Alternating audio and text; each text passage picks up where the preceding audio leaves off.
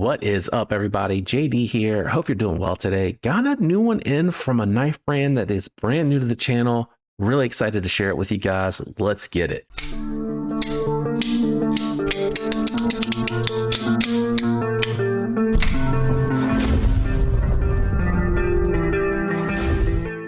All right, the knife brand is Wixco, and this is the Drax, guys. I'm super excited to check this one out. It is an affordable offering with some premium touches to it. You have a shred carbon fiber scale on top of steel liners. You have a steel fold-over pocket clip with steel hardware, thumb studs for the means of deployment, crossbar lock system that I'm really happy to report that they absolutely dialed into perfection.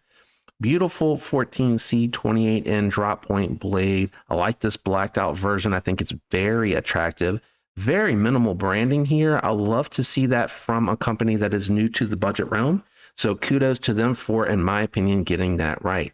You do have weight reduction here. You have weight relief cuts. They're circular on both the show side and on the pocket clip side for this knife. Nice job with that one. They didn't make it reversible. A little bit of a miss in my opinion, because the crossbar lock is one of those lock mechanisms that are perfectly ambidextrous for those out there that are right or left-handed. So I do like that one. I'm still breaking this one in a little bit, even though I've carried it a bunch. And we do need to do the disassembly, and that's where I'll be able to lube it and everything like that. Again, very well tuned on this one. If I recall, I do not think it's an adjustable spring system. Oh no, it is. It is, but tune into the disassembly to verify that. I can't tell if that's pocket lint or if there are actual little holes in front of that stop pin. And that is going to be the one thing. It looks like they're ceramic bearings. I haven't taken a Wixco apart yet, so I don't know if they're stamped ceramic bearings or if they're caged. We'll check that out in a little bit. One of the complaints that I do have on here, if you check the stop pin on there, it is actually connecting, and we'll bring a little light in here for you guys. It is actually making contact right at the tip of the blade, and I can verify that for you here.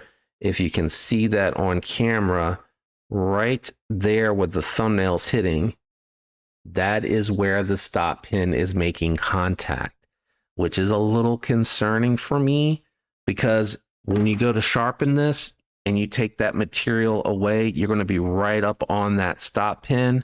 Again, let me bring out something here a little bit more acute, and let me find the mark in the, well, without my light, it's actually hard to see.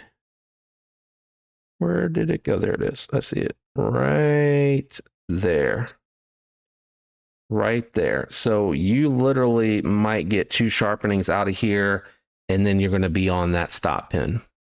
The only thing I can think to combat that on your own is to do I have something that has that type of notch on it? And we'll wait to the disassembly. I am a little concerned about that if it is making contact with that stop pin, because on my bug out, the crossbar lock is what stops it. It is not that stop pin. And because it is dark, it is a little hard for me to tell.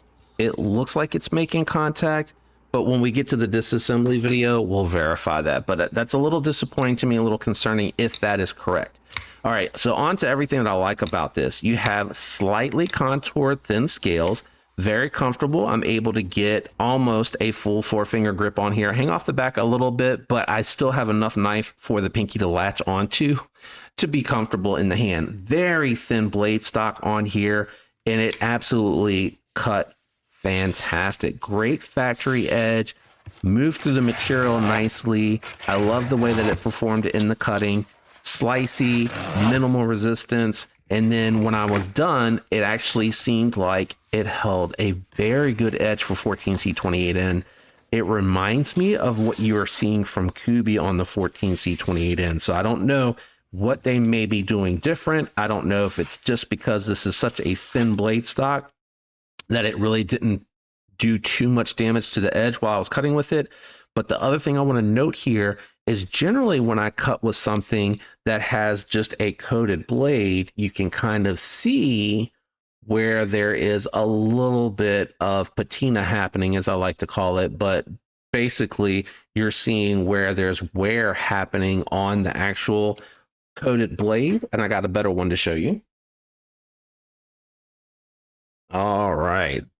So here's one that I have done a ton of cutting with. You guys know I love the Alt Pyrite Light, but I did a lot of cutting with this, and this coating that they're putting on these blades at Wixco actually is holding up and resisting showing that wear very well. So there's definitely something that's happening here. I don't know if it's with the coating or what it is that's happening here, but I have two coated blades from Wixco. You'll see the other one in a future video where it's held up extremely well. Action on here, very good. Again, they did a fantastic job tuning the actual detent here. It's a nice, tall, straight up and down engagement here, so that you have to overcome the wall. You end up feeling like it's got a nice detent to it. Again, it is almost immediate, so I'm putting a good amount of pressure on there. It does have a little bit like right there, that amount before you hit that wall, but you're on the wall almost immediately.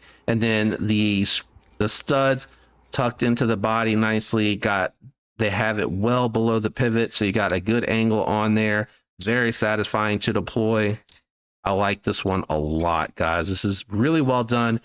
Just those two minor nitpicks. If we'll verify that at the disassembly, if it's engaging that stop pin on the close and it's not reversible.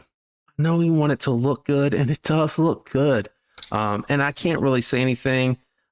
They do make these reversible, but you can get these Applied Weapon Tech scales without the holes on that. If you want to pay extra, you have to pay extra, because then they got to make them without the holes because they have them pre-made. So they one off them. But I would have loved to have seen this, because they do use the screw for the barrel for the top hole made reversible, personally, because I think the lefties would have appreciated that. All right, that's enough rambling. Let's do some size comparisons. All right, I am going to start it out with the Manix 2 Lightweight, which is a more full-size knife, and the actual Bug Out, which a lot of people I think are going to say, oh, the Drax looks like the Bug Out. I think we play this game way too much. It does not, right? It has a drop point blade shape that's very common.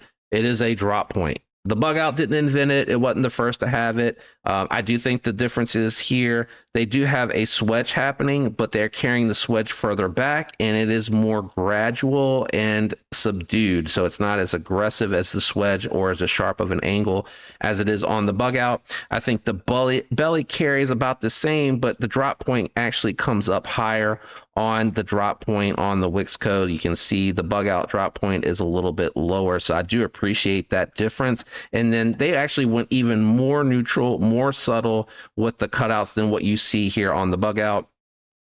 Again, I think there's enough difference here. And then the Bug Out, yes, the FRN I do think has a lanyard hole. Yikes, I can't remember. It's been a while. Anyway, I think it is different. I think it's even more so on the gent side carry, whereas the Bug Out is just EDC, in my opinion. I will want to compare the weights on these two. Granted, I know it's like 1.9 ounces with the FRN scales, but this feels really lightweight. So I want to just see how it compares to the knife with my Applied Weapon Tech aluminum scales in a little bit. All right, so since I had the Artisans out here because I wanted to talk about that coated blade, we're going to compare it to the Artisan Revel and the CJRB Pyrite Light. I think it is very comparable to the Pyrite Light. Pyrite Light has a little bit more length on the handle, but very similar blade lengths, and then the Revel, just a larger knife overall. Let me grab the scale, get these out of the way, and we'll check the weight on the Drax. All right, scales out and on, and I did leave the two that I want to compare it to out here just to see how it compares. So I do think this is going to be probably a shade over 3 ounces, but it feels very lightweight. Oh, wrong. 2.5 ounces. That's why it probably feels so lightweight. How does that compare to the Pyrite Light? 2.8. So this is actually lighter than the Pyrite Light, and it's probably comparable to the Bug Out, guys. Comparable to the bug out. So you could carry both of these and still be lighter than you would be with a Padre. Kind of crazy. Anyway, let me get the scale out of here and we'll go ahead and wrap it up with my final thoughts and impressions. All right, time for my final. Combined two words just now on video. That is awesome. I hope y'all got a laugh out of that. Time for final thoughts and impressions. Guys, I grade on a scale of 1 to 10. 1 being the lowest, 10 the highest, and knives that have budget-friendly materials like 14C28N all steel hardware usually cannot go over a 7. However, with the shred carbon fiber, I do constitute carbon fiber as premium materials, especially when it's not a laminate carbon fiber. This is a full, I think this is marbled. I think I'm saying shred, but I think this is marbled now that I'm thinking about it. That could potentially help it maybe squeak over 7, but I leave 7 to 10 for titanium, carbon fiber, super steels, etc., etc. Having said all that, what I take into consideration are going to be price point, which you're getting for value, money for value, fit, finish, ergos, and aesthetics are all things that I take into consideration. Lots of positives here, good ergos, great action. They did a fantastic job tuning this crossbar lock. Thank you, Wixco. I know this is probably your first time doing a crossbar lock. I just pinched my middle finger there. It's a little small, so I do have a little bit of an issue sometimes with stuff like that because I have large hands, but again, I think this is going to suit everybody. Two things that missed for me, it's going to be that they didn't make the reversible pocket clip. That's a little bit of a knock on the point, so it's definitely not going to get over 7. The weight is a +2. I love that it's a lightweight EDC carry, going to be great for summertime, especially if you're wearing basketball shorts or anything like that. Again, we'll verify both the stop pin and the adjustment of the springs in the disassembly. I normally do that when it's my own knife. I usually do the disassembly first. Having said that, if the stop pin is not really what's stopping it, I don't know why that would be there if it wasn't. If it's actually the actual crossbar lock that's keeping it from going too high up, and maybe that standoff is just there for extra support. I don't think that is the case. I really truly think that it's hitting that stop pin. This will be coming in at a 6.7. But if that stop pin is what's stopping it and it is where it is hitting that, this is going to drop that all the way down to a 5.9, which is a shame. It would be a really high scoring knife. I love so much about this. They nailed so many things. Just to be stopped cold with a stop pin, that literally means that you wouldn't be able to sharpen this. You would only ever be able to strop it. So don't hard use it. Don't cut through cardboard that might have hidden staples in it or anything like that, because that could potentially be an issue.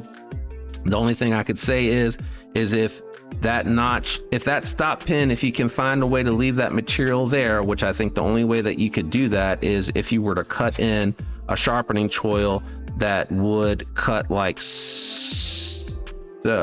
You would have to cut it like so. You'd have to knock that off and bring that angle back like so in order for it to not be able to stop, because it's literally hitting right there. See if I can show you at that angle, because I can see it now. It's literally hitting right there.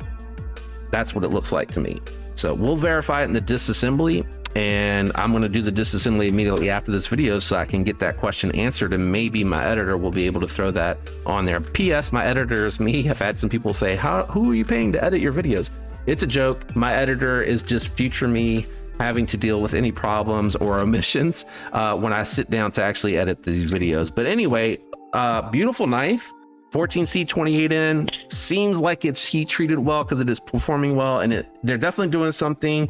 They may actually be putting a DLC on their 14C28N, which if they are, kudos to you. That is awesome.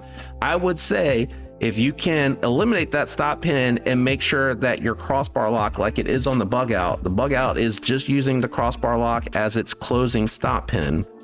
If you can figure that out, I think you're in a really good position with this one.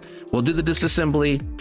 You may have to tune in for that in case I can't get it in editing to see whether or not that is the stop pin. I'll do my best. But anyway, If you enjoyed the video, a like would be appreciated. I am an affiliate. I will link Wixco down below. It is on Amazon. That's the best place I have found to see that. When you use my link, it helps the channel.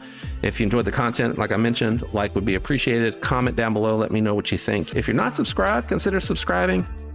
Special shout out to my channel members. Love you guys. I don't think I missed anything. I'm out of here. Thanks for hanging out with me today, guys. I'll catch you on the next one. Peace.